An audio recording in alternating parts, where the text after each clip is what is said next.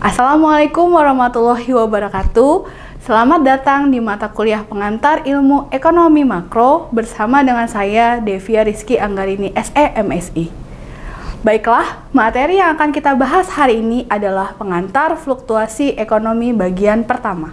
Referensi buku yang saya gunakan dalam mata kuliah ini ada 3. Yang pertama, Makroekonomi 9 Edition dari Menkyu. Yang kedua, Makroekonomi pengantar dari Menkyu juga, tapi versi Asia dan versi Indonesia. Dan yang ketiga adalah pengantar teori ekonomi makro dari Sadono Sukirno. Sebelum saya menjelaskan materi pada hari ini, saya ingin memaparkan tujuan pembelajaran kita.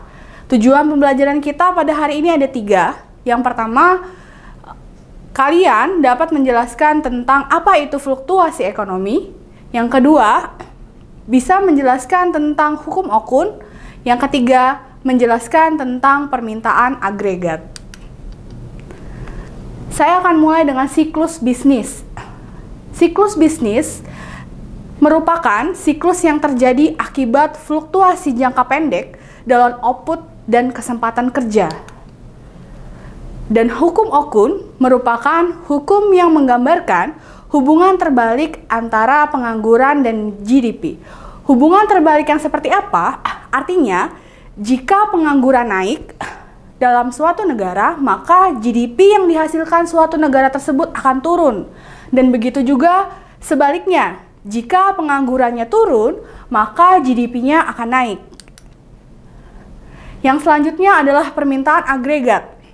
Permintaan agregat merupakan hubungan yang terjadi antara jumlah output yang diminta dengan tingkat harga agregat. Ini menyatakan jumlah barang dan jasa yang ingin orang beli pada tingkat harga tertentu. Selanjutnya ada yang namanya kurva permintaan agregat.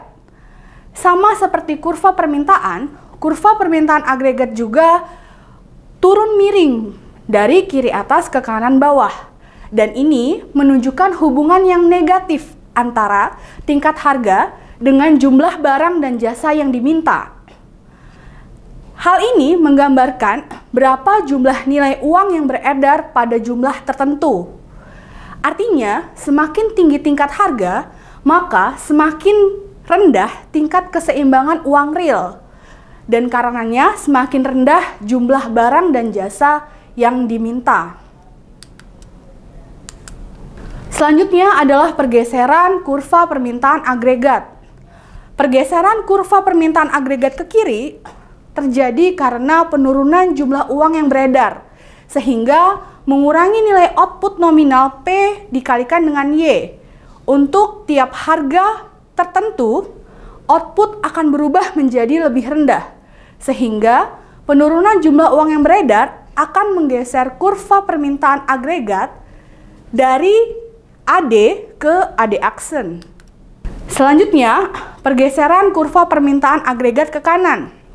Pergeseran kurva permintaan agregat ke kanan terjadi karena peningkatan jumlah uang yang beredar yang meningkatkan nilai output nominal P dikalikan dengan Y. Untuk tiap harga tertentu, output Y akan menjadi lebih tinggi, sehingga terjadi peningkatan dalam jumlah uang yang beredar dan menggeser kurva AD ke kanan dari AD ke AD aksen. Demikianlah materi kita pada hari ini. Silahkan membaca materi, mengikuti forum diskusi, dan mengerjakan post-test yang ada di Sepada. Akhir kata, saya ucapkan terima kasih. Sampai jumpa di materi selanjutnya. Wassalamualaikum warahmatullahi wabarakatuh.